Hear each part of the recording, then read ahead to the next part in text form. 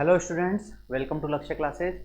Community medicine में हम demography तक पहुंच गए हैं। बहुत फास्ट चल रहे हैं। अच्छा टॉपिक चल रहा है अपना, और रोज़ बच्चे भी अच्छा इंटरेस्ट लेकर के पढ़ रहे हैं। तो आज हमारा डेमोग्राफी स्टार्ट करेंगे। उसके बाद कल हम एक एमसीक्यू का सेशन रख रहे हैं। एमसीक्यू के सेशन में हमने अभी तक जितना भी कम्युनिटी पढ़ा है उनके हम एमसीक्यू कल सॉल्व कर लेंगे। ठीक है बच्चों, तो अभी डेमोग्राफी स्टार्ट कर लेते हैं। डेमोग्राफी का मतलब क्या होता है? डेमो मीन्स पॉपुलेशन, है ना।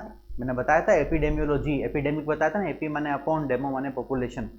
तो यहाँ पर हो गया हमारा डेमोग्राफी। डेमो मीन्स पॉपुलेशन, और डेमो मीन्स अगर पॉपुलेशन हो गया और ग्राफी हो गया स्टडी, तो पॉपुलेशन की स्टडी हो गई है ना। पॉपुलेशन की स्टडी को कहते हैं। और कैसी स्टडी करनी है? पॉपुलेशन की साइंटिफिक स्टडी करनी है। तो पॉपुलेशन की साइंटिफिक स्टडी को हम डेमोग्राफी कह देते हैं। ठीक है। अब इसमें हमारे पास में ये चीज़ आती है कि किन किन चीज़ों पर पॉपुलेशन की स्टडी की जाती है या किन किन चीज़ों पर फोकस किया जाता है। तो अब भी सिंपल सी बात है, जनसंख्या है। तो जनसंख्या में आप बचपन से पढ़ते आए हो कि जनसंख्या बढ़ रही है, जनसंख्या वृद्धि हो रही है। तो पॉपुलेशन के नंबर्स, पॉपुलेशन की साइज कितनी है ना। राम राम भाई, राम राम। तो पॉपुलेशन की साइज, तो पॉपुलेशन की साइज में यानी कि संख्या में क्या चेंजेज हो रहे हैं। संख्या बढ़ रही है तो बढ़ रही क्यों है, उसके बढ़ने के कारण क्या है, उसको कैसे कंट्रोल करें। और संख्या अगर घट रही है पॉपुलेशन की तो घट क्यों रही है, इसको कैसे मेंटेन करें। तो दोनों चीज़ें ही इसके अंदर आती हैं। दूसरी चीज़ आती है पॉपुलेशन का कंपोजिशन, मतलब हमारी जो पॉपुलेशन का कंपोजिशन, मतलब उसका संगठन क्या है, उसमें मेल कितने, फीमेल कितने, क्योंकि चाहिए तो एक मेल के ऊपर एक फीमेल, क्योंकि सबको शादी करनी है ना अल्टीमेटली। तो एक आदमी के लिए एक औरत तो चाहिए, एक लड़के के लिए लड़की चाहिए। तो पॉपुलेशन जो है उसमें हम ये चाहते हैं कि 1:1 का सेक्स रेशो रहे। तो हम उसको पता तो करें कि कितना है। तो उसमें मेल कितने हैं, फीमेल कितने हैं, लड़के कितने हैं, लड़कियां कितनी हैं, बच्चे कितने हैं, बच्चियां कितनी हैं। तो पूरी कंपोजिशन, ओल्ड एज वाले लोग कितने हैं, यंग एज वाले कितने हैं। बहुत इनका सर आरएस की पॉलिटी क्लास नहीं लग रही बेटा, उसके बारे में मुझे नहीं पता है आरएस की क्लास का। ये तो नर्सिंग वाली क्लास चल रही है बच्चा। तो ये हमारा कंपोजिशन वाला पोर्शन आ गया। इसके बाद डिस्ट्रीब्यूशन ऑफ पॉपुलेशन। डिस्ट्रीब्यूशन का मतलब एपिडेमियोलॉजी में मैंने बताया था, डिस्ट्रीब्यूशन बीमारी का बताया था कि बीमारी किन किन लोगों में फैली हुई है। अब पॉपुलेशन कहाँ कहाँ फैली हुई है, मतलब हमारे इंडिया में कितनी पॉपुलेशन है, अफ्रीका में कितनी पॉपुलेशन है, यूरोप में कितनी पॉपुलेशन है, पहाड़ी क्षेत्र में कितने लोग रहते हैं, समुद्री क्षेत्र में कितने लोग रहते हैं। इससे भी तो बीमारियों का पता लगता है ना। तो इन तीनों चीज़ों का स्टडी करना ही पॉपुलेशन की स्टडी करना या डेमोग्राफी की स्टडी कहलाता है। जहाँ पे भी तीन चीज़ें आ जाए वहीं एमसीक्यू बन जाता है। अगर यहाँ पे दो चीज़ें होती ना तो एमसीक्यू नहीं बनता। पर यहाँ पे तीन चीज़ें आ गई, तीन मतलब population size, population composition and population का डिस्ट्रीब्यूशन। साइज, कंपोजिशन और डिस्ट्रीब्यूशन, CDS, तीन चीज़ें आ गई। तो जहाँ भी तीन चीज़ें आती है, चौथा ऑप्शन या तो ऑल ऑफ द अबाव या नन ऑफ द अबाव या कोई चौथा कोई अलग ही अतरंगी ऑप्शन होता है। तो इस चीज़ को ध्यान में रखना है अपने को। इसके बाद में डेमोग्राफिक जो है, इसके अंदर ये क्या आ गया, ये देखिए डेमोग्राफी के अंदर ह्यूमन फिनोमिना में 5 प्रोसेस मिलते हैं जो डेमोग्राफी से जुड़े हुए हैं। पॉपुलेशन से, अब देखो पॉपुलेशन से क्या क्या जुड़ा हुआ है। पॉपुलेशन बढ़ती कैसे है? पॉपुलेशन बढ़ती है, बच्चा जन्म लेगा उससे। तो बच्चा जन्म लेगा कब? जब आप शादी करोगे। तो शादी एक बहुत बड़ा इसके अंदर, यानी कि मैरिज एक बहुत बड़ा फैक्टर है पॉपुलेशन डायनेमिक्स के लिए, पॉपुलेशन की स्टडी के लिए। मैरिज है, अब मैरिज हो गई, मैरिज होने के बाद में किसी का बच्चा पैदा हो रहा है, किसी का नहीं हो रहा। तो फर्टिलिटी एक बहुत बड़ा फैक्टर है, उपजाऊपन, है ना। स्टरलिटी होती है बांझपन, बंध्यता, फर्टिलिटी होती है उपजाऊपन, है ना। तो यहाँ पर फर्टिलिटी बहुत इंपॉर्टेंट है, मैरिज बहुत इंपॉर्टेंट है। तो दो वजह तो ये हो गई पॉपुलेशन को बढ़ाने वाली। तीसरी वजह माइग्रेशन। माइग्रेशन क्या होता है? जब एक जगह से दूसरी जगह जाते हैं तो उसको माइग्रेशन बोलते हैं। जब आप एक यूनिवर्सिटी छोड़ के दूसरी यूनिवर्सिटी में एडमिशन लेते हो तो बोलते हैं माइग्रेशन सर्टिफिकेट लाओ, मतलब आप वहाँ से यहाँ आए हो, इस बात का सर्टिफिकेट लाओ। तो माइग्रेशन क्या होता है? एक जगह से दूसरी जगह जाना, उसको हम कहते हैं माइग्रेशन। तो माइग्रेशन बहुत बड़ी चीज़ है। लोग पूरे का पूरा शहर माइग्रेट कर जाता है, पूरे के पूरे गांव माइग्रेट कर जाते हैं जहां पहले रहते थे। अब अभी देखो, थोड़े दिन पहले रशिया और यूक्रेन में हमला हुआ, तो यूक्रेन के लोग माइग्रेट करके दूसरी जगह जा रहे थे कि यहाँ पर रहना सेफ नहीं है। तो पॉपुलेशन से वो जिस कंट्री में गए होंगे उस कंट्री की पॉपुलेशन बढ़ गई। ठीक है, तो एक ये चीज हो गई माइग्रेशन। तीसरी है सोशल मोबिलिटी। अब माइग्रेशन में भी मूवमेंट हो रही है, एक जगह से दूसरी जगह जा रहे हैं, और सोशल मोबिलिटी, तो सोशल मोबिलिटी माइग्रेशन नहीं है।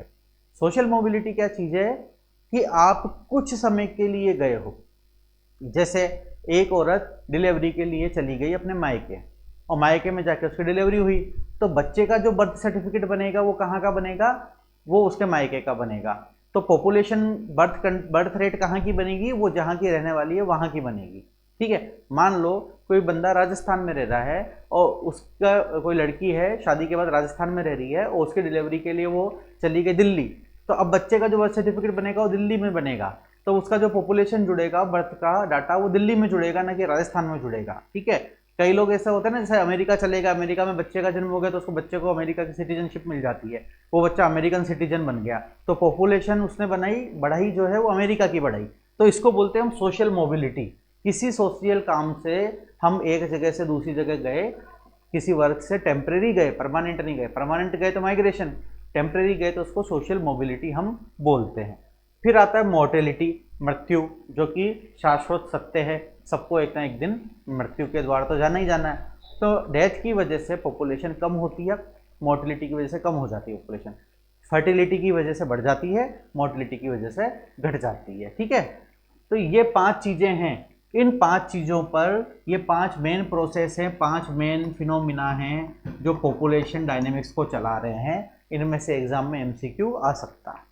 अब इन 5 प्रोसेस के आधार पर ही पॉपुलेशन में या तो साइज बढ़ती है यानी कि संख्या बढ़ती है या घटती है, या उसी के आधार पर पॉपुलेशन का कंपोजिशन बनता है। अगर आगामी 1 साल 2 साल तक लड़कियां ज़्यादा पैदा होंगी तो सेक्स रेशो बढ़ जाएगा अपने आप।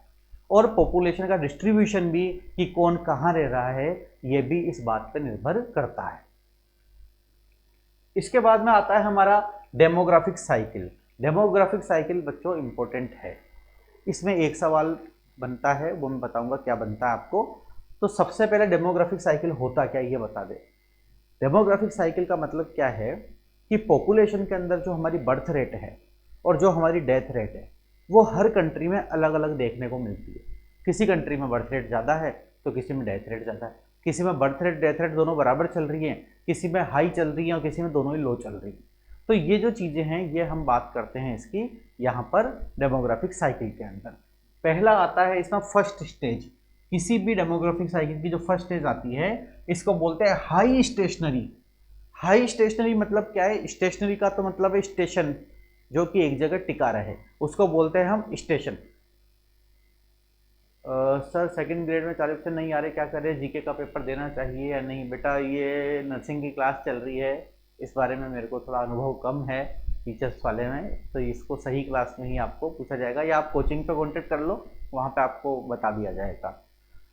तो मैं बता रहा था कहाँ कि हाई स्टेशनरी। देखो मैं कैसे रट के आता हूँ ना तो भूल जाता हूँ, मेरे साथ समस्या है। अब मैं क्या रट के आया था सब कुछ, अब ये बीच बीच में क्या सवाल पूछते हैं अलग, तो मैं क्या भूल जाता हूँ। अब भूल जाता हूँ तो फिर दिक्कत हो जाती है, तो मैं मतलब ये समस्या हो जाती है। तो यहाँ पे हम बात मजाक कर रहा था ना। हाई स्टेशनरी, हाई मतलब हाई लेवल पे, और स्टेशन मतलब एक जगह टिकी हुई है। अब हाई क्यों बोला, क्योंकि यहाँ पे बर्थ रेट भी हाई और डेथ रेट भी हाई। तो बर्थ रेट भी हाई और डेथ रेट भी हाई, तो उसकी वजह से पॉपुलेशन में ज़्यादा चेंजेस नहीं आएंगे। मतलब हम यहाँ पे अगर बात करें, एक ग्राफ खींचें, तो बर्थ रेट भी हमारी हाई चल रही है और डेथ रेट भी हमारी हाई चल रही है, दोनों बराबर चल रही हैं, इसलिए पॉपुलेशन चेंज नहीं होगी। तो सन 1920 तक इंडिया हाई स्टेशनरी फेज में था। क्यों था? सन 1920 के पहले पहले इंडिया के अंदर कॉन्ट्रासेप्शन नाम की तो कोई चीज़ थी, है ना, फैमिली प्लानिंग कोई चीज़ नहीं थी। फैमिली प्लानिंग तो देश आज़ाद हुआ, उसके बाद जब लोग आज़ाद हो गए तो आज़ाद होते उनका चलो बच्चे पैदा करो, आज़ाद हो गए हम तो ज़रूरत से ज़्यादा करने लग गए, तो एकदम पॉपुलेशन बढ़ने लगी, तो लगा यार ये तो क्या हो रहा, गड़बड़ हो रही, तो फैमिली प्लानिंग करो भाई, कंट्रोल करो बच्चों की संख्या, वरना तो जो है खाना पीना सब खत्म हो जाएगा। उस समय देश में इतना राशन का भी इश्यू था, बहुत सारी चीज़ें थी। तो 1920 के पहले क्या था कि कॉन्ट्रासेप्शन तो था नहीं, तो बहुत ज़्यादा बच्चे पैदा होते थे, ठीक है। लेकिन एक चीज़ जो थी कि 1920 से पहले पहले तक देश में युद्ध भी बहुत होते थे, है ना। पहले राजा महाराजाओं का शासन था, आए दिन युद्ध होते थे, तो उन युद्ध में लाखों लोग मर जाते थे, तो डेथ रेट हाई थी।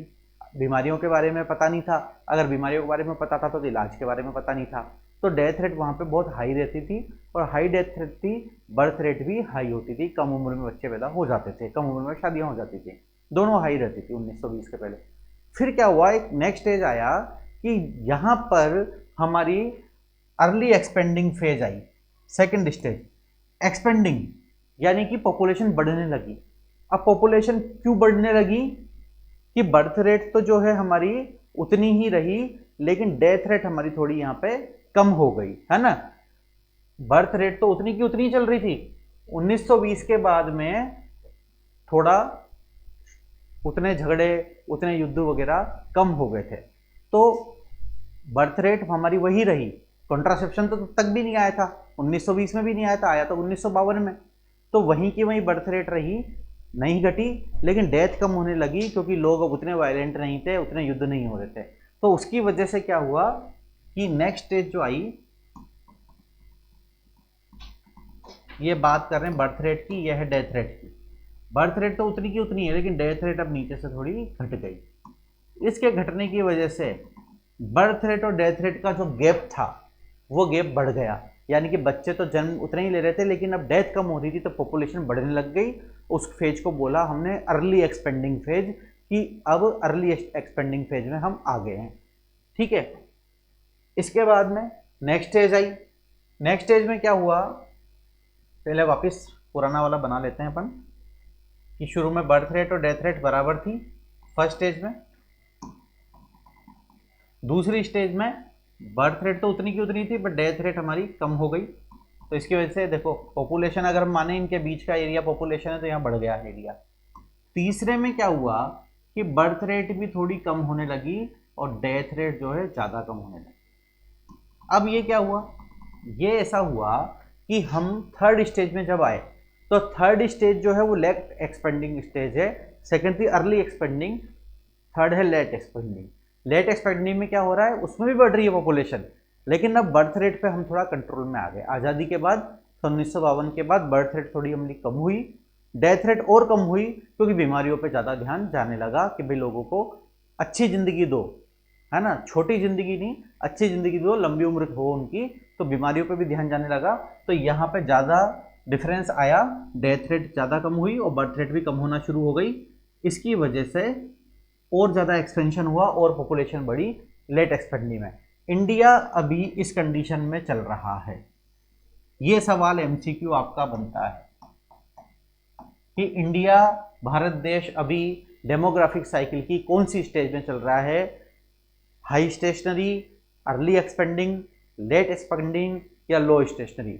तो इंडिया की पॉपुलेशन स्टेशनरी तो बिल्कुल भी नहीं है, लगातार बढ़ती जा रही है, एक्सपेंडिंग फेज में है, लेकिन ये लेट एक्सपेंडिंग फेज में है क्योंकि बर्थ रेट हमारी कम हुई है, क्योंकि हमने फैमिली प्लानिंग अपनाया 1952 के बाद, और डेथ रेट भी हमारी कम हुई है क्योंकि हमारे बहुत सारे नेशनल हेल्थ प्रोग्राम आ गए जो डेथ रेट को कम कर रहे हैं, ठीक है। फिर इसके बाद में आ गया फोर्थ स्टेज, अभी इंडिया इस पर नहीं पहुंचा है, इसको लो स्टेशनरी फेज कहते हैं। जब दोनों चीज़ें कम हो गई, अब यहाँ पे बर्थ रेट भी कम होकर स्ट्रेट हो जाएगी और डेथ रेट भी कम होकर स्ट्रेट हो जाएगी, तो यहाँ पर एक गैप बन जाएगा दोनों के बीच का जो स्ट्रेट रहेगा, यानी कि यहाँ पर पॉपुलेशन अब और नहीं बढ़ेगी। लो स्टेशनरी, अब ये देखो यहाँ भी सेम था, यहाँ भी सेम था, यहाँ बर्थ रेट डेथ रेट बराबर चल रही थी एक जैसी, यहाँ भी बराबर कांस्टेंट चल रही थी, दोनों में पॉपुलेशन नहीं बढ़ेगी, वो हाई स्टेशनरी था, ये लो स्टेशनरी है, ठीक है। यहाँ पॉपुलेशन ग्रोथ क्या होती है, जीरो पॉपुलेशन ग्रोथ होती है, पॉपुलेशन की कोई ग्रोथ नहीं होगी इसके अंदर। इसके बाद आ जाता है फिफ्थ स्टेज, डिक्लाइनिंग स्टेज। इसमें क्या होगा, हमारी डेथ रेट तो वही रहेगी और बर्थ रेट घट जाएगी, ठीक है। मतलब बर्थ रेट आपकी कम हो गई और डेथ रेट आपकी नहीं कम हुई। ऐसा कैसे हो सकता है, ऐसा भी हो सकता है, कई सारी कंट्रीज है जहाँ पे लोग बच्चे पैदा नहीं कर रहे हैं, ठीक है। अब डेथ तो होनी है, वो तो शाश्वत सत्य, वो तो जाने ही जाना है सबको। तो ऐसी कंट्री है जैसे हंगरी है, ऑस्ट्रिया है ना, यूनाइटेड किंगडम की कुछ कंट्रीज हैं, यूरोपियन देश है, यहाँ पे पॉपुलेशन बहुत कम है, यहाँ पे लोग आराम से जाके रह सकते हैं, इतनी वहाँ पे, वो तो कहते हैं हमारे यहाँ आओ रहो, हम तो पैसे देंगे रहने को। ऐसी भी कंट्रीज है, इंटरनेट पर सर्च करना मिल जाएंगी आपको। तो यहाँ पे पॉपुलेशन ग्रोथ जो है हमारी डिक्रीज होना शुरू हो जाती है। तो हमारे पास में 4 फेज हैं डेमोग्राफिक साइकिल के। पहले में हाई स्टेशनरी, जिसमें बर्थ रेट भी ज़्यादा, डेथ रेट भी ज़्यादा। दूसरा अर्ली एक्सपेंडिंग, जिसमें बर्थ रेट तो उतनी रही, डेथ कम होने लग गई तो पॉपुलेशन बढ़ी। तीसरा बर्थ रेट थोड़ी कम हुई, डेथ रेट ज़्यादा कम हुई, लेट एक्सपेंडिंग। इंडिया इस फेज में चल रहा है अभी, बीच वाली स्टेज में। फोर्थ में बर्थ रेट भी उतनी कांस्टेंट हो गई, डेथ रेट भी कांस्टेंट हो गई, पॉपुलेशन स्थिर हो गई, और यहाँ पे जो है नो पॉपुलेशन ग्रोथ। उसके बाद फिफ्थ में बर्थ रेट घट जाएगी, डेथ रेट की तुलना में कम हो जाएगी, तो इसकी वजह से यहाँ पर पॉपुलेशन माइनस में चली जाएगी, पॉपुलेशन आपकी घटने लग जाएगी। माइनस में चली जाएगी मतलब माइनस ग्रोथ में चली जाएगी। इसके बाद में आता है सोर्स ऑफ हेल्थ इंफॉर्मेशन। ये बहुत इंपॉर्टेंट चीज़ है। आपको ये डाटा मिलता कहाँ से? पॉपुलेशन का डाटा, इतनी पॉपुलेशन है, इतने बच्चों का जन्म हो गया, इतने लोगों की मौत हो गई, ये डाटा आपको मिलता कहाँ से है? ये इंपॉर्टेंट है। तो सब इसलिए कहाँ से मिलता है? डाटा मिलता है हमारे को सेंसस से। सेंसस यानी कि जनगणना, जो कब होती है? प्रत्येक 10 साल में सेंसस होता है।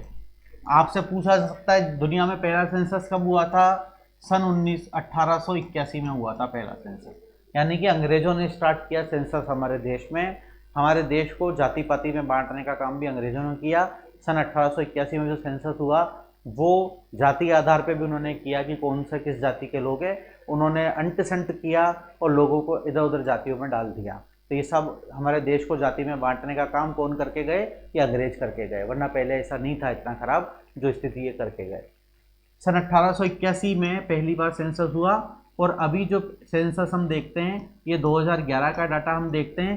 2021 का सेंसस नहीं हो पाया, कारण कोविड आ गया था, सब लोग उसमें व्यस्त हो गए। सन 2019 से लेकर 21 तक सब लोग सेंसस की जगह कोविड में व्यस्त रहे, तो अभी 2021 का डाटा आया नहीं है। जो आ रहा है डाटा वो या तो जो है प्रोजेक्शन डाटा है, जो प्रोजेक्ट करके बनाया गया है, या फिर कोई दूसरे गणनाओं के आधार पर बताया गया है।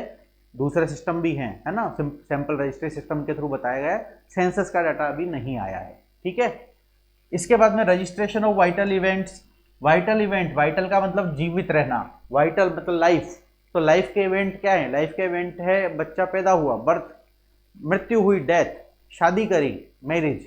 इन सब के इवेंट्स कहाँ रजिस्टर होते हैं? बर्थ, आपके बच्चे के किसी का जन्म होता है तो नगर पालिका में होता है रजिस्ट्रेशन, वहाँ से डाटा मिल जाता है कि इस पूरे महीने में कितने जन्म हुए। डेथ होती है नगर पालिका या पंचायत में, उसका डेथ सर्टिफिकेट मिलता है कि नहीं मिलता है। अस्पताल में डेथ सर्टिफिकेट बनता है कि नहीं बनता है। ये सारी जगह जो रजिस्ट्रेशन हो रहा है वहाँ से डाटा सरकार ले लेती है। एक सैंपल रजिस्ट्री सिस्टम है जिसमें साल में 2 बार सर्वे होता है, और इसके अंदर से भी हमें डाटा मिलता रहता है। Notification of disease. Notification of disease क्या चीज़ है? बीमारियों का नोटिफिकेशन। हर वो बीमारी जो नोटिफाइबल डिजीज है, जो डिजीज बड़ी खराब से टीबी, HIV, ये ऐसी डिजीज है कि इनको छुपा नहीं सकते। अगर किसी व्यक्ति को टीबी हो गया तो उसे बताना पड़ेगा, और जो छुपाएगा उस पर केस भी चलेगा। किसी को HIV हो गया तो ये बात सरकार को हमें बतानी पड़ेगी। अब ऐसा बोलते नहीं कि HIV वाले की आइडेंटिटी पब्लिक नहीं करनी, HIV वाले का किसी को बताना नहीं कि इसको HIV वाले लोग उसके साथ भेदभाव करेंगे। हाँ, बिल्कुल सही बात है, हमें लोगों को नहीं बताना, पर हमें सरकार को तो बताना है। अब सरकार में कौन है? तो सरकार ने ART सेंटर चला रखे हैं, एंटी रिट्रोवायरल थेरेपी के सेंटर चला रखे हैं, ICTC सेंटर चला रखे हैं, है ना, counselling and treatment centre, integrated counselling and treatment centre चला रखे हैं। तो उनको तो बताओगे ना कि भैया मेरे को बीमारी है, ताकि वो क्या करेंगे? आपका इलाज करेंगे।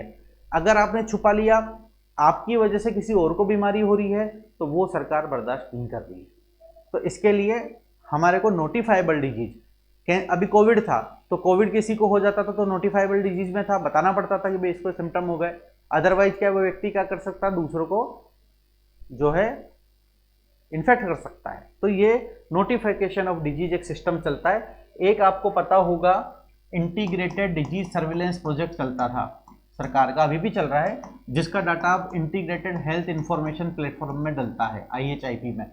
और ये हर नर्सिंग स्टाफ को पता होता है, हर ANM को पता होता है कि IHIP में 3 फॉर्म होते हैं, S form, P form, L form. तो हम IDSP पढ़ेंगे, उसमें मैं आपको बता दूंगा। तो वहाँ से हमारे को डाटा मिल जाता है कि किस बच्चे को निमोनिया हुआ, किसको मीजल्स हुआ, किसको क्या हुआ, वो सारा डाटा वहाँ से मिल जाता है। और हॉस्पिटल रिकॉर्ड से ले सकते हैं, एक हॉस्पिटल रिकॉर्ड से मिल जाता है। ठीक है बच्चों, अब आ गई हमारी टोटल पॉपुलेशन। एक बार पढ़ लो इसको, पॉपुलेशन कितनी है एक बार पढ़ो। इंडिया में सेंसस 2011 की पॉपुलेशन है, सेंसस में 2011 की पॉपुलेशन है, और उसके बाद में पॉपुलेशन बढ़ रही है। तो 2011 में कितने लोग थे? इकाई, दहाई, सैकड़ा, हजार, 10,000, लाख, 10 लाख, करोड़, 10 करोड़, 1 अरब, 1 अरब 21 करोड़ 1,93,422 ये जनसंख्या सेंसस ने निकाली थी। 1 अरब, 1 अरब मतलब 121 करोड़। तो मोदी जी नहीं बोलते 130 करोड़ भारतीय है, तो कैसे आया डाटा? 2011 में 121 करोड़ था, अब 130 तो हो ही गया होगा आराम से, इतना तो बढ़ ही गए होंगे हम 10% तो, ठीक है, 10 साल में इतना तो बढ़ ही गए होंगे। तो उस समय जो मेल का डाटा था वो था 62 करोड़ के लगभग, और फीमेल का था 58 करोड़ के लगभग। ठीक है, 2021 में डाटा बढ़ गया, जो अभी आइडियल मान के चल रहे हैं आईडीए से कि 71 करोड़ के ऊपर मेल हैं, 67 करोड़ हमारे पास में फीमेल है। ये 2021 का सिंपल डाटा है, सेंसस का डाटा नहीं है। ठीक है, राजस्थान का सेंसस क्या कहता था? 2011 में हमारे पास में 6 करोड़ 86 लाख हमारी पॉपुलेशन थी, याद रख लेना। और अभी 2021 में 7.92 करोड़ इतनी हमारी पॉपुलेशन हो गई है। इसके बाद में इंडिया के अंदर सेक्स रेशो, सेक्स रेशो क्या होता है? Female upon mail. 1000 लड़कों पर या मेल पर कितनी फीमेल हैं? ठीक है, इसको बोलते हैं हम सेक्स रेशो। यानी कि अगर 1000 लड़के हमारे देश में हैं तो उन 1000 लड़कों में से हमारे पास में फीमेल कितनी होंगी? तो यहाँ देखो आप कि 2011 का जो सेंसस हुआ था उसके अंदर 1000 लड़कों पे 940 महिलाएं थी। यानी कि ये सेक्स रेशो थोड़ा उतना अच्छा नहीं है, फीमेल की जनसंख्या हमारे पास कम है, इसलिए कुछ लड़के कुंवारे घूम रहे हैं अभी भी। 2021 में बढ़ करके हो गई है 948, अभी हम 948 मान के चल रहे हैं। राजस्थान में सेंसस का 2011 का जो डाटा था वो 926 था, और अब 2021 में कितना हो गया ये? 928, यानी कि थोड़ा सा हमारा डाटा इंप्रूव हो गया है। अब राजस्थान का जो नंबर आता है, सारे जितने भी स्टेट है उसमें 21वां नंबर आता है, घटती हुई संख्या। सबसे टॉप में केरला और राजस्थान हमारा 21वां नंबर।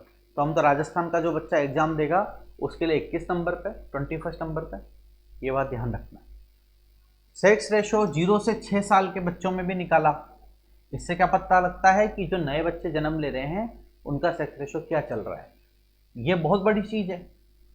फीमेल फिटिसाइड, कन्या भ्रूण हत्या को दर्शाता है ये, क्योंकि कन्याएं अगर कम जन्म लेंगी या जन्म लेने के बाद उनके साथ में उनको जन्म लेने से पहले गर्भ में मार दिया गया, तो इसका मतलब बच्चियां नहीं जो जन्म लेंगी वो कम होंगी। तो फीमेल फिटिसाइड को दर्शाता है कि ये 914 ही है हमारा, यानी कि पूरे देश का तो 940 था और ये 914 ही है, मतलब हमारा पूरा देश कहीं ना कहीं गलत कर रहा है। 0 से 6 साल में अगर लड़कियां कम हैं, इसका मतलब नई बच्चियां कम जन्म ले रही हैं, तो कहीं ना कुछ गड़बड़ है ना। बेस्ट सेक्स रेशो जो है वो है केरला में 1084, उसके बाद पौंडीचेरी में 1038, फिर दिल्ली एनसीआर में 866, चंडीगढ़ में 818, दादर नागर हवेली में 775, दमन दीव में 618। दमन दीव को हम सबसे कम मान रहे हैं, लेकिन दमन दीव जो है केंद्र शासित प्रदेश है। हमसे अगर पूछा जाए कि कौन सा स्टेट है जिसमें सेक्स रेशो सबसे कम है, तो वो स्टेट तो हरियाणा है, लेकिन केंद्र शासित प्रदेश उसमें दमन दीव है, और केंद्र शासित प्रदेश में 866 दिल्ली का है सबसे बेस्ट। तो हालांकि केंद्र शासित प्रदेश में चांस कम है पूछने के, स्टेट पे पूछेंगे तो केरला में सबसे बेस्ट और हरियाणा में सबसे लो है सेक्स रेशो। इसके बाद आ जाता है बर्थ रेट। बर्थ रेट क्या चीज होती है? तो जन्म की दर को बर्थ रेट कहते हैं। इसको नॉर्मली CBR भी लिखते हैं, यानी कि क्रूड बर्थ रेट। ठीक, तो इसमें 1000 पे निकालते हैं हम इसमें 1000 पॉपुलेशन में निकालते हैं और कौन सी पॉपुलेशन लेते हैं, mid year population. Mid year population कौन सी होती है, जो 1 जुलाई को ली जाती है उसको मिड ईयर पॉपुलेशन कहते हैं। 1000 लोगों पे कितने बच्चों ने जन्म लिया, तो इसमें सिंपल सी बात है, टोटल जितने बच्चों ने जन्म लिया उनकी संख्या को तो ऊपर लिख दो और मिड ईयर पॉपुलेशन को नीचे लिख दो और 1000 से गुणा कर दो, तो ये आपका फॉर्मूला बन जाता है क्रूड बर्थ रेट का। ठीक, इंडिया में 2011 में 20.97 बर्थ होती थी, यानी कि उस समय क्रूड बर्थ रेट थी हमारी 20.97, यानी कि हर 1000 लोगों पे 20.97 बच्चों का जन्म हो रहा था। अगर आपके स्टेट में, अगर आपके सिटी में 1 लाख की पॉपुलेशन है तो 2097 बच्चे लगभग जो है जन्म ले रहे थे यहाँ पर। ठीक है, ये हमारी जो है पॉपुलेशन थी। इसके बाद में सीबीआर में, अब एसआरएस सर्वे जो हुआ 2016 का, ये कहता है कि अभी ये 20.4 हो गई है बर्थ रेट, 20.4 हो गई है। इसका फॉर्मूला कैसे निकालते हैं, मैंने अभी भी बता दिया, लाइव बर्थ गुणा 1000 और नीचे भाग करना है हमको मिड ईयर पॉपुलेशन से, यही वाली चीज़ है, वहीं की वहीं आ गई। सिमिलरली हम क्रूड डेथ रेट निकाल लेते हैं, जिसमें 1000 पे कितने की डेथ हुई। फॉर्मूला क्या होता है, total death upon mid year population गुणा 1000। ये फॉर्मूला नीचे लिखा हुआ है, टोटल डेथ गुणा 1000 बटा मिड ईयर पॉपुलेशन। हमारे पास में 2011 के अंदर ये थी 7.48, तो हमारी बर्थ रेट तो आ रही थी, कितनी आ रही थी 20.97 और डेथ रेट आ रही है हमारी 7.48। तो कितना डिफरेंस आ रहा है, ये डिफरेंस क्या करेगा, बर्थ ज़्यादा डेथ कम, पॉपुलेशन को बढ़ाएगा रैपिडली। एसआरएस का जो 2016 का सर्वे हुआ था ये 6.4 दिखाई है, यानी कि डेथ रेट हमारी और कम हो गई। अब डेथ रेट कम क्यों हो गई, क्योंकि हमने इतने सारे हेल्थ प्रोग्राम चला रखे हैं जो लोगों की डेथ को बचा रहे हैं, लोगों की ज़िंदगी को बढ़ा रहे हैं, इसकी वजह से हमारी डेथ रेट कम हो रही है, जो कि अच्छी बात है। हम चाहते हैं डेथ रेट कम रहे, लोग कम मरे, है ना, अनावश्यक किसी को क्यों मारें। हमें हमारी पॉपुलेशन कम करनी है, तो उसका तरीका ये नहीं है कि हम लोगों को मार दें, उसका तरीका ये है कि हम अननेसेसरी बर्थ ना हो, मतलब बर्थ जो है उसको कंट्रोल करा जाए, फैमिली प्लानिंग करा जाए। तो इसके बाद आता है हमारा कि एनुअल ग्रोथ रेट क्या है, तो बर्थ रेट में से क्रूड डेथ रेट को माइनस कर दो, तो क्रूड बर्थ रेट क्या थी हमारी 20.97 और क्रूड डेथ कितनी थी हमारी, अभी अभी ना हमने देखी थी 7.48, यही थी 7.48 ही, देख लेते हैं वापस से, हमारी आई थी 7.48, बिल्कुल सही है, यही थी। तो यहाँ पे 20.97 से जब 7.48 आप माइनस करोगे तो आएगा 13.49, ये हमारी एनुअल ग्रोथ रेट है। इस स्पीड से हम बढ़ रहे हैं, पर 1000 पर है, ये भी 1000 पे 13.50, ये हमारी एनुअल ग्रोथ रेट है। ठीक है, ये याद रख लेना चीज़ें। अब इसमें आज में नया टॉपिक आ जाता है, इसी में डिपेंडेंसी रेशो या सोसाइटल डिपेंडेंसी रेशो। अब ये बात कहते हैं कि घर में कमाने वाला 1 है, खाने वाले 4 हैं, ये बात जनरली बोल देते हैं ना, तो ये क्या है, ये डिपेंडेंसी रेशो। घर में कमाने वाला व्यक्ति कौन होता है जनरली, जो 18 से 20 साल की उम्र के ऊपर जाता है। कहीं कहीं पर बच्चे थोड़ा काम करने लग जाते हैं तो 15 साल की उम्र से करने लग जाएंगे। और जब रिटायर आदमी हो जाता है तो रिटायरमेंट पेंशन मिल रही तो एक अलग बात है, पर हम यहाँ सिर्फ पैसों की बात नहीं करते हैं। डिपेंडेंसी सिर्फ पैसों से नहीं होती, फिजिकल डिपेंडेंसी भी तो होती है। कोई आदमी रिटायर है, उसकी तनख्वाह अच्छी आ रही है, रिटायरमेंट पे पैसा मिल रहा है उसे, परिवार वाले खुश हैं, परंतु अगर वो व्यक्ति पैरालिसिस में चला गया, ओल्ड एज में उसको कोई बीमारी हो गई, तो उसको सपोर्ट की जरूरत है, तो वो डिपेंडेंट तो है, फाइनेंशियल डिपेंडेंट नहीं है तो क्या हुआ, फिजिकल डिपेंडेंट तो है, उसे वैसे तो सहारे की जरूरत है। बच्चा छोटा है, कोई बच्चा छोटा है, 15 साल से छोटा बच्चा है, तो उसको फाइनेंशियल डिपेंडेंसी तो चाहिए, उसके सारा खाना खर्चा पिताजी उठाएंगे, माताजी उठाएगी, लेकिन उसको बच्चे को तैयार करना, उसको शिक्षा देना, उस तरह की जो हमारी मॉरल रिस्पॉन्सिबिलिटी है, वो भी एक तरह की डिपेंडेंसी है। तो यहाँ पे हम डिपेंडेंसी रेशो कैसे निकालते हैं कि डिपेंडेंसी रेशो में हम ले लेते हैं 0 से 14 साल के बच्चे आपके घर में कितने हैं, प्लस 65 साल से ऊपर के लोग आपके घर में कितने हैं, नीचे हम 15 साल से लेकर के 65 साल के बीच बीच के लोगों को हम रखेंगे। यानी कि जो लोग 14 साल तक के थे वो तो ऊपर चले गए, 65 साल से ऊपर के थे वो भी इधर चले गए, और नीचे बटा में हम बचे हुए लोगों को हम इसमें रखेंगे, तो इसको डिपेंडेंसी रेशो बोलेंगे। इसको एक एग्जाम्पल से मैं आप लोगों को बता देता हूँ कि एक परिवार है जिसमें एक दादाजी हैं, ग्रैंडफादर दादाजी, जिनकी उम्र है 80 साल, एक दादी जी हैं जिनकी उम्र है 76 साल, एक इनका बेटा है सन, उस सन की उम्र है लगभग 55 साल, इसकी जो सन की जो वाइफ है यानी कि इनकी डॉटर इन लॉ हुई, बहू जो हुई, उसकी उम्र ले ली हमने 50 साल। अब इनके बच्चे हो गए यानी कि इनके ग्रैंड डॉटर्स हो गए, ग्रैंड सन हो गया। तो इनका एक ग्रैंड सन है वो है 22 साल का, एक ग्रैंड सन है वो है 16 साल का, और एक ग्रैंड डॉटर है जो है 12 साल। ठीक है। और ये ग्रैंड सन जो है इसकी शादी इन्होंने करा दी थी। शादी कराते ही इसके घर में एक वाइफ आ गई इसकी जो कि 21 साल की है, और इनके एक साल की बच्ची हो गई, 1 ईयर की चाइल्ड हो गया। अब निकालो इसमें डिपेंडेंसी रेशियो निकाल के बताओ फटाफट। तो हम पहले तो देखेंगे कि 65 साल से ऊपर के कितने लोग हैं। तो एक तो ये 65 से ऊपर का मिल गया, एक ये 65 से ऊपर हो गया। इसके बाद में 14 साल से नीचे कितने, ये 14 साल से नीचे, और ये 1 साल का बच्चा 14 साल से नीचे। ठीक है। अब इसमें अगर वाइफ को ये नौकरी जाती कि नहीं जाती, इसको हम डिपेंडेंट नहीं मानेंगे। क्यों? क्योंकि मैंने क्या बोला, डिपेंडेंसी हमेशा फाइनेंशियल नहीं होती। घर के कामकाज करना ये भी है।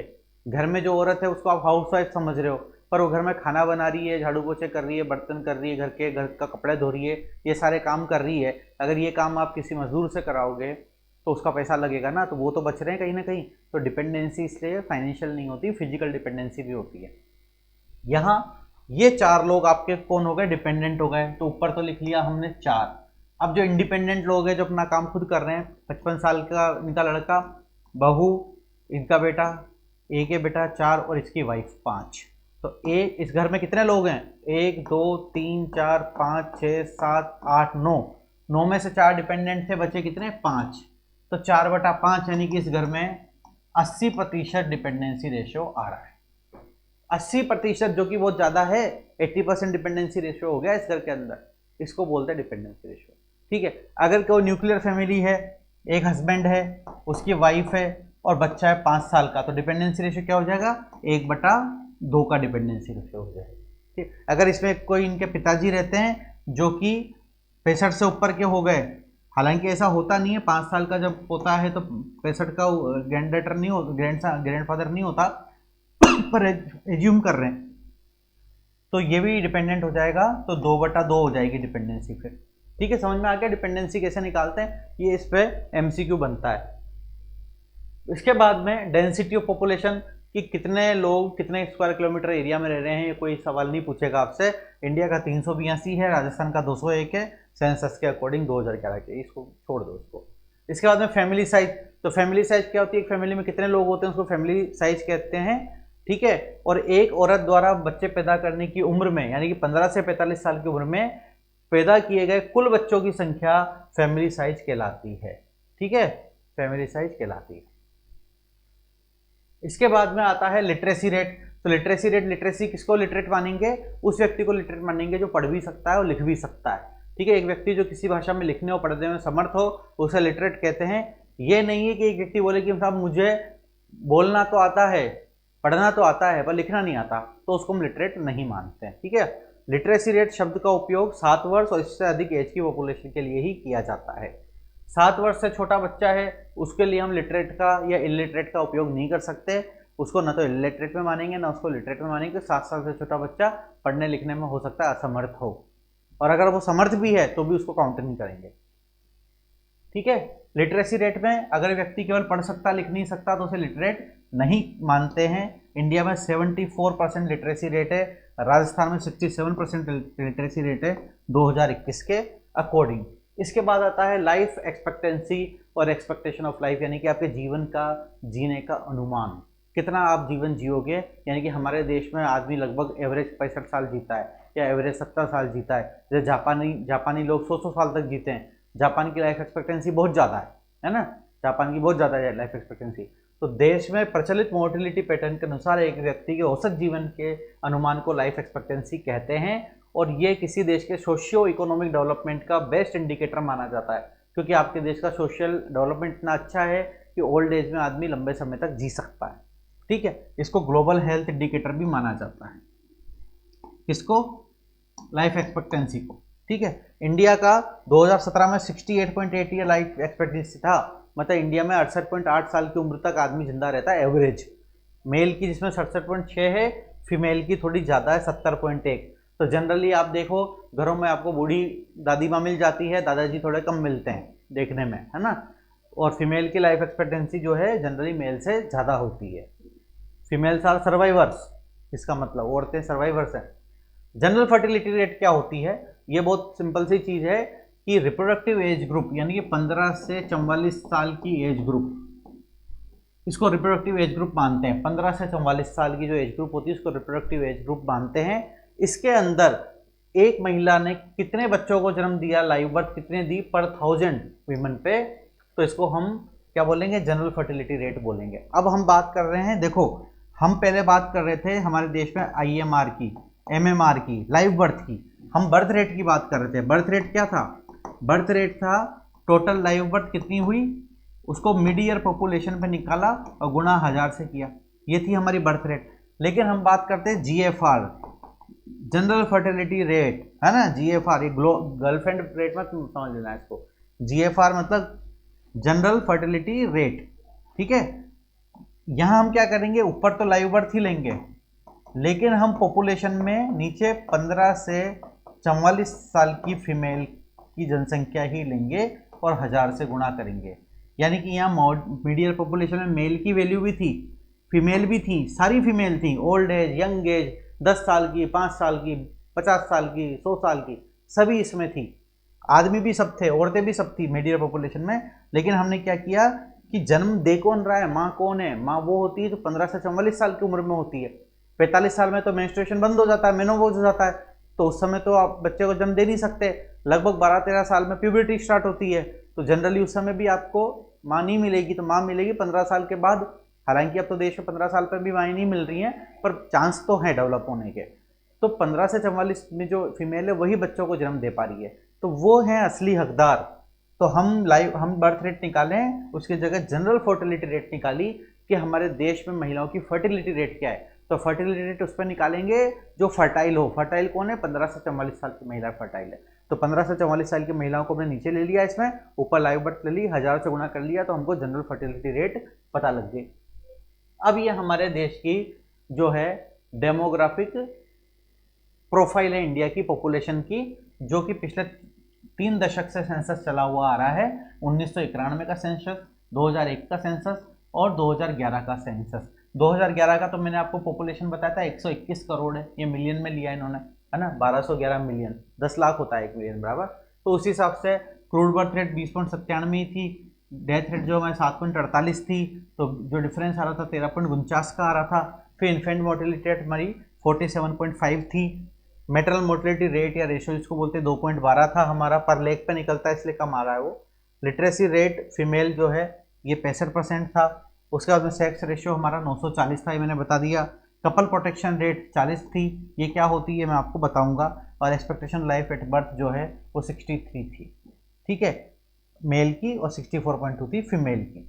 अब यहाँ पे कपल प्रोटेक्शन रेट क्या होती है, तो कपल प्रोटेक्शन रेट जो है कॉन्ट्रासेप्शन का पार्ट है। कॉन्ट्रासेप्शन का यूज करके कितने कपल जो हैं डिलीवरी से प्रेगनेंसी से बच गई कितनी महिलाएं, वो हम पढ़ेंगे अगले लेक्चर के अंदर, डिटेल में आएगा। ये हम डाटा देखो तो क्या हो रहा है, 1991 से लेकर के 2001 तक ग्रोथ हुई, और फिर 2001 के बाद फिर उतनी ग्रोथ नहीं हुई। यहाँ पे अगर आप देखोगे ना तो क्रूड यहाँ पे बर्थ रेट 29.5 थी, 9.8 थी, ये 29.5 से घट के 25 रही। कितनी घटी बर्थ रेट, डिफरेंस देखो आप, 4.1 का डिफरेंस है। और उसके बाद में और घट गई है, लगभग 4.5 का डिफरेंस है। तो बर्थ रेट यहाँ पर 5% कम हो रही है हमारे देश में। अगर इसकी तरह से ग्रोथ रेट की बात की जाए तो ग्रोथ रेट भी घट गई। 19.7 थी पहले ग्रोथ रेट, फिर 17 रह गई, और फिर 13.49 रह गई। तो कहीं ना कहीं फैमिली प्लानिंग अपना असर दिखा रहा है, इसलिए ग्रोथ रेट हमारी कम हो रही है। इन्फेंट मोर्टिलिटी रेट भी पहले 80 थी, फिर 66 रह गई, 47 रह गई। अब कह रहे हैं कि 40 चाहिए हमको, और कम करो इसको। क्यों? क्योंकि इन्फेंट मोर्टिलिटी रेट जो है वो देश का हेल्थ का इंडिकेटर बताता है कि हमारे देश में आप इतने लायक भी नहीं हो कि आपके नए बच्चे की, नए जन्म लिए बच्चे को आप सुरक्षा प्रदान कर सको, ठीक है। मैटरनल मोर्टिलिटी भी देखो 3.98 थी, 3 आ गई, अब 2 आ गई लगभग, तो आधी मैटरनल मोर्टिलिटी रेट रह गई हमारी 20 सालों के अंदर अंदर। तो ये सारी चीज़ें जो है, हम लिटरेसी रेट देखो बढ़ गई है, 53 से सीधा 65 हो गई। सेक्स रेशो भी हमारा इंप्रूव हो रहा है, 927 से 930, 933 से 940, तो सेक्स रेशो भी इम्प्रूव हो रहा है देश में। तो ये सारी चीज़ें कहीं ना कहीं बता रही है कि हमारा जो है ये सब क्यों हुआ, क्योंकि इतने सालों में हमने क्या पाया और क्या किया। हमने हेल्थ प्रोग्राम्स चलाए इतने सालों तक, हमने जो है एपिडेमिक्स को कंट्रोल किया, हमने जो मैन मेड डिजास्टर्स होते थे उन डिजास्टर्स पर कंट्रोल किया, डिजास्टर मैनेजमेंट हमारा अच्छा रहा, ठीक है, और फैमिली प्लानिंग भी अच्छी रही। तो इन सब के चलते हुए जो है चीज़ें सुधरी हैं, इसको सुधरा हुआ मानेंगे और इसको आगे और सुधारना है। तो आई थिंक ये आज इतना ही है हमारे पास। इसके बाद हम कल की क्लास में मल्टीपल चॉइस क्वेश्चंस करेंगे, अभी तक जितना भी पढ़ा है उसका। और उसके बाद में हम अब जो क्लास लेके मंडे को, संडे को नहीं मैं लेक्चर लूँगा आप लोगों का, और संडे को बाहर थोड़ा घूमने जाने का प्लान है। मंडे को मैं जो है आपको फैमिली प्लानिंग का आगे कॉन्ट्रासेप्शन वाला जो पोर्शन है, यानी कि कौन कौन से कॉन्ट्रासेप्टिव्स हैं वो हम पढ़ेंगे अपन, ठीक है। मंडे को, कल हम एमसीक्यूज करेंगे, ठीक है बच्चों। तो मिलते हैं आपसे फिर थोड़े दिनों में।